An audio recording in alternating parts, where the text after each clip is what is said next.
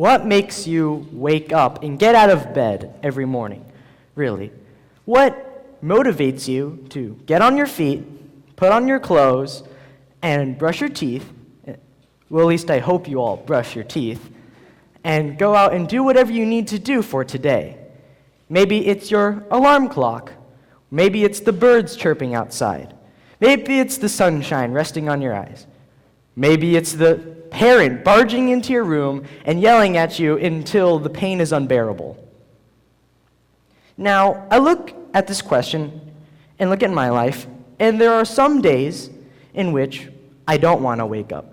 I personally just want to just stay in bed, turn around, plant my face into my pillow, and hopefully get back into my dream. Or nightmare. Those are good too. But then there are other days where I notice I'm right on my feet. I'm instantly ready to go for the day. Now, I look back and say, well, I probably had more sleep one of those, but this happens very often, and I go to sleep really at the same time every single day. And the birds weren't chirping any louder, the sun wasn't shining any brighter, and my alarm clock doesn't have a mind of its own. The only difference is that one day I wanted to, and one day I didn't. So, what is that whole deal with motivation anyway? It seems as if we, as children, don't like to be told what to do. The only problem is that when we're not told what to do, we do nothing at all. And I'm sure many parents can relate to this. I mean, look at it. Simple tasks, such as doing the laundry or washing the dishes. Tasks that would only take them about 5 minutes to get done. They complain and whine and say, oh, that's too hard, I don't wanna. So I was curious about this. So I went on the internet and did a little research. And then I hit the big topic of intrinsic and extrinsic motivation. Intrinsic meaning you're doing something because you want to, because you love it, because you're passionate about it. Extrinsic meaning you're doing it because something that you want, such as a prize or money. So let's go back and look at the Revolutionary War. So from a bystander perspective, you would say, all right, England, a bigger army, more well-funded, they've been a country for a long time, colonists, you're screwed. But we all know how that war ended. And the real difference between the two armies, and it was the key difference that was the changing factor, was that the England army was fighting for money because those were mercenaries. But for the colonists, they couldn't afford to pay the people. So instead, all their army comprised of was people doing it because they wanted to. It's because they wanted a better future for the next generation. They were fighting for something bigger than them, and that was freedom. But don't just take my word for it. Take a look at and read Sun Tzu and the Art of Warfare.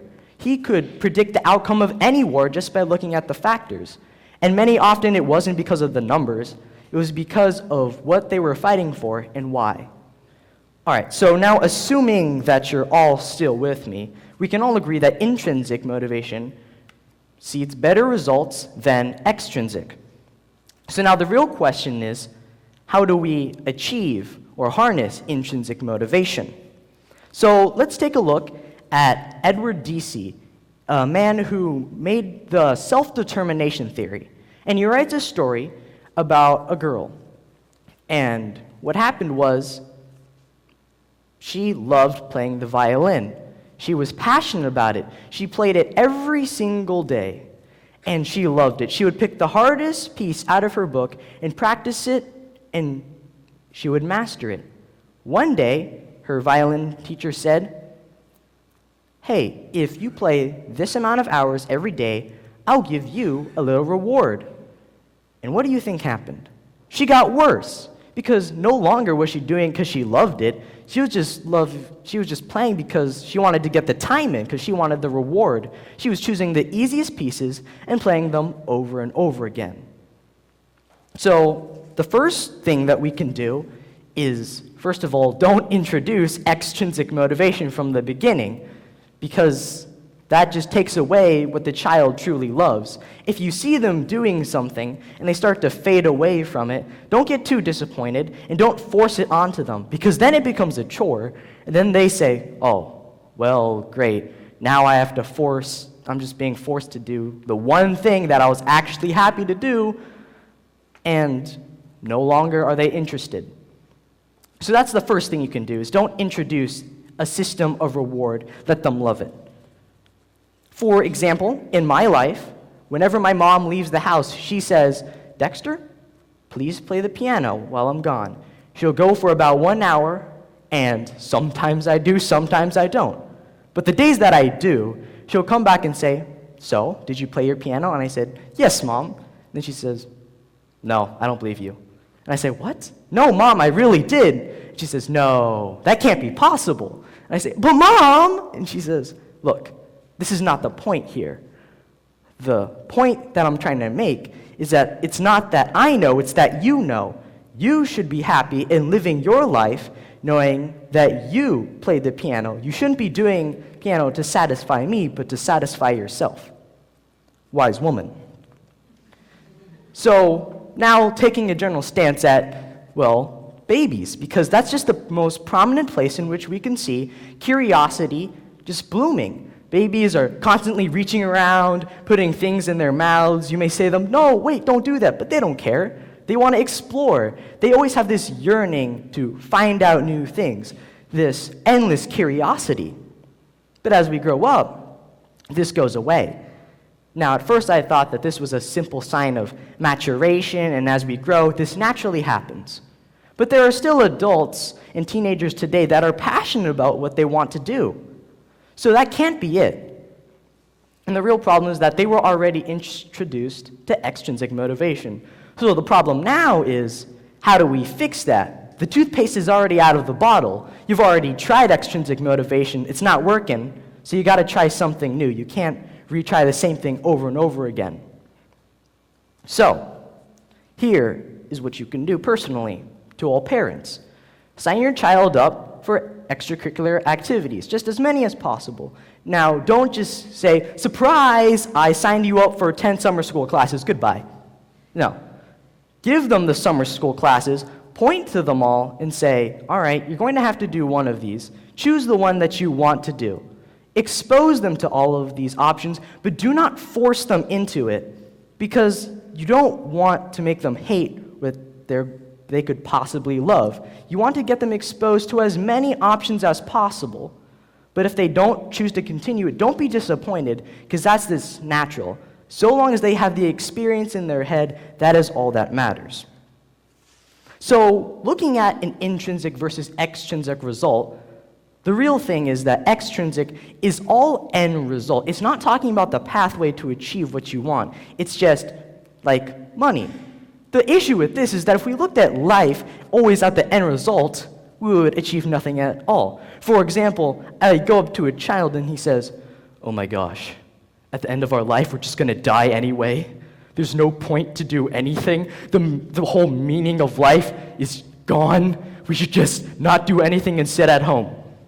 And I just look at them saying, all I did was ask you if you did your math homework. So now we can move on to the whole issue of discipline, because really, there are things in life that you're going to have to do whether you like it or not. So, one of the things that you may or may not have to do is homework.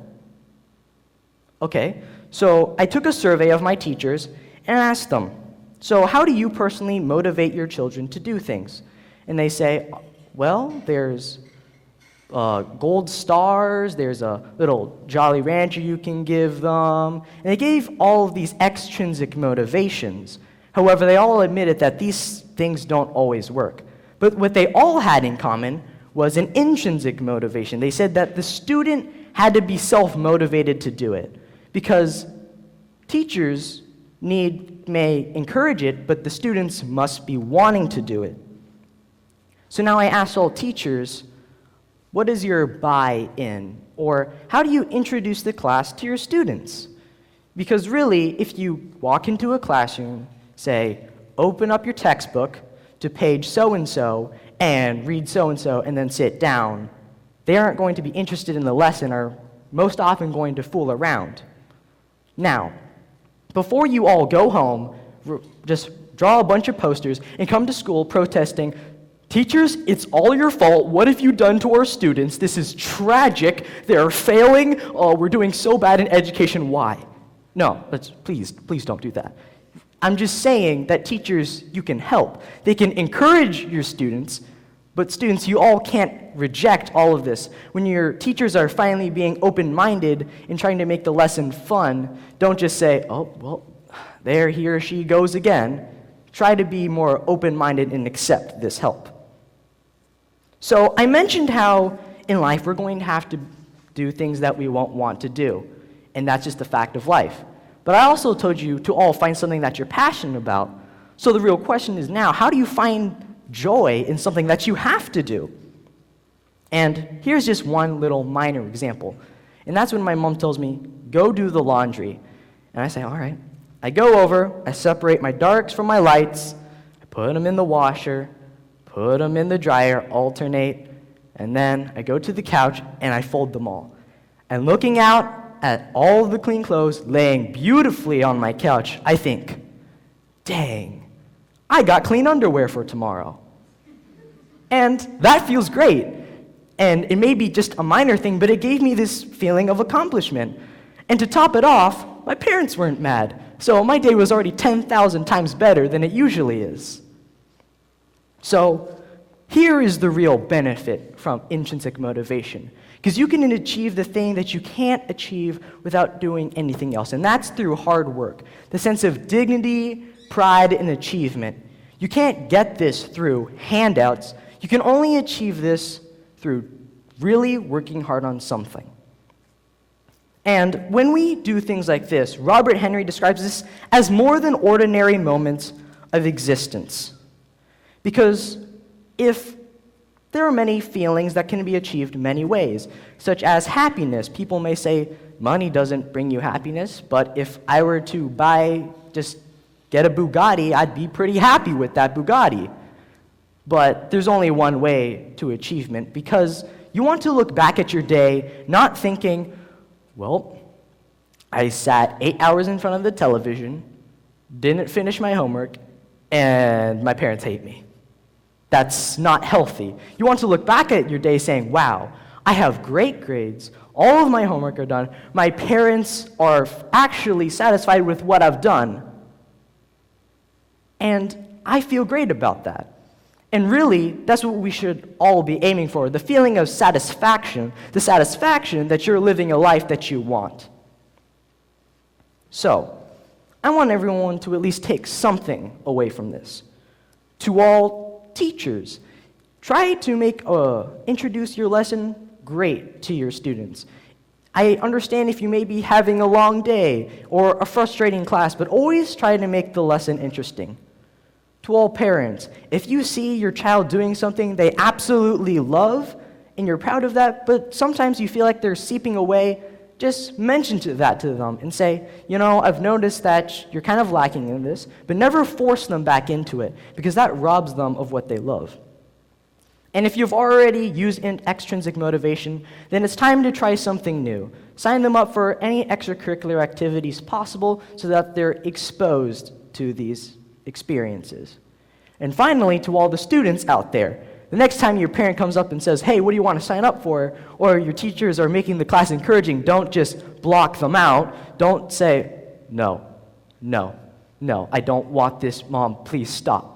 You need to be open-minded. Accept that they're trying to help you out so that you can finally find something that you're passionate about and you can go throughout your life loving what you've done. Thank you.